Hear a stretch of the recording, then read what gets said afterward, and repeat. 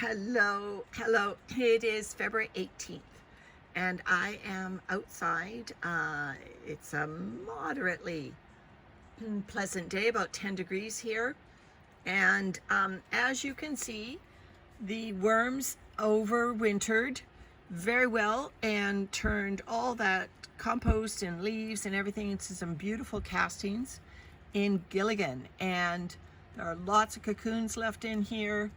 We have a heating mat on this set at about 20 degrees, so it is being pleasantly temperate for them all winter long.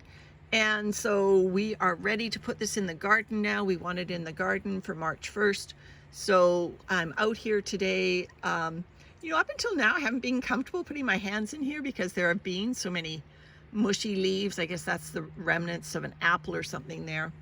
But now that it is just these beautiful fluffy castings, still see a few fibers from the hanging basket liners that we put in here. So obviously those take a while. These are needles from our pine tree overhead that obviously were mixed up with the maple leaves. And so they will take a while. So we're thinking of doing a 1/4 inch sift, maybe a 1/2 inch sift on this prior to putting into the garden, but we know that's not going to get most of the worms. So we've prepared some worm tower in-ground gardening, and I'm also pulling worms out of here and putting them into a bucket in preparation for vacating Gilligan for the remainder. Well, I'm not sure. Stay tuned on that. We are going to empty it. I don't know whether I'll refill it and get another go round in it before it's paddling pool season. But anyway, so I just thought I would check in and show you the state of these beautiful, like I'm digging down, there's no drainage in this, but these are beautiful castings here. You can see there's lots of cocoons in there. I think the nice even temperature definitely helped. This is not your typical outdoor bin. Finding lots and lots of worms. And why I'm pulling them out by the handful here is not what I intend to do with all of these worms, but I thought what I would do is just come out here and look at the state of the castings, look at the state of the worms. This is really the first time I've dug into this.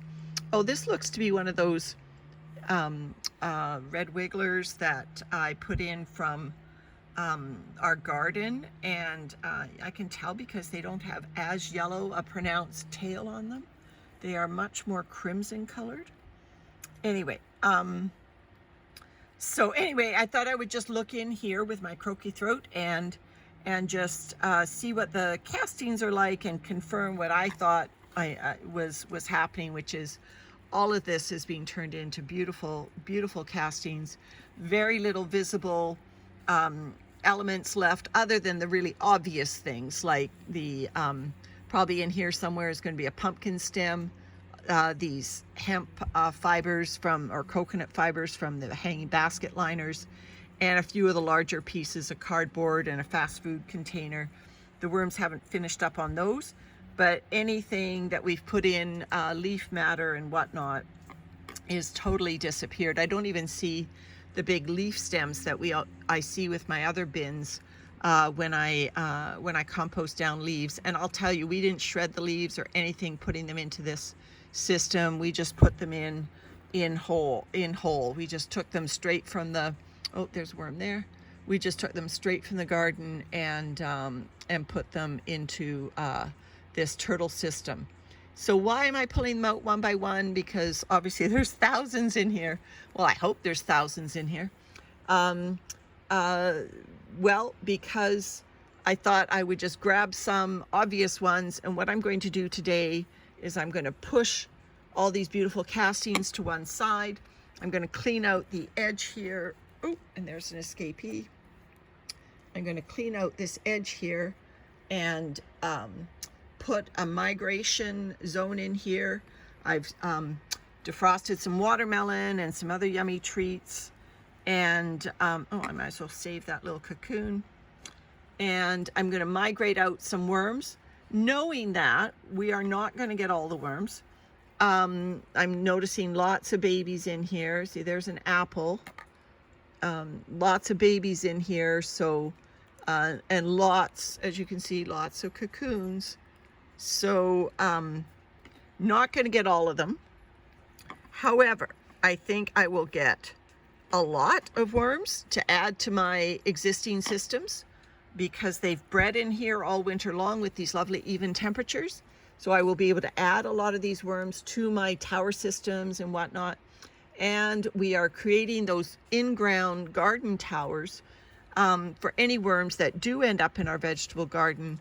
We will now have at least 2 in-ground systems, and we will feed them there so that they will be able to go in and out underground and get nice veggie scraps and manure and everything in a bucket, rather than just end up in our vegetable garden and not do so well.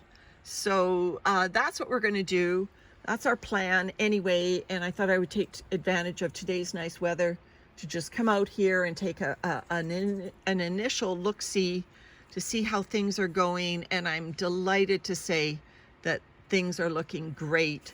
Couldn't have asked for nicer castings at the end of the winter from this system, and I think we're going to be in great shape for our vegetable garden this year.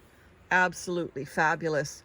Lots of worms in here, and you know, I will pull you back for when we do the migration, when I have the results of the migration, and we'll see how many worms we get in total out of this system. Obviously there'll be tons still going in the garden. But my harvest today, if you like, from just hand picking some out, it's not too shabby. I've got this little container here, lots of worms already picked out. They're gonna get a home in one of my indoor bins because they're used to pretty moderate temperatures, rather than me shock them a little bit and put them into my outdoor system that is a bit cooler. So even though they've lived outside, I think I'm going to put them in an indoor system just to acclimatize them to living indoors rather than having this big free-range space to wander through. They've really had a huge worm farm to live in, and now they're going to have to live in a little tote. Anyway, that's it from Gilligan's check-in today. Everything's looking good. All right, talk to you later. Next video. Bye.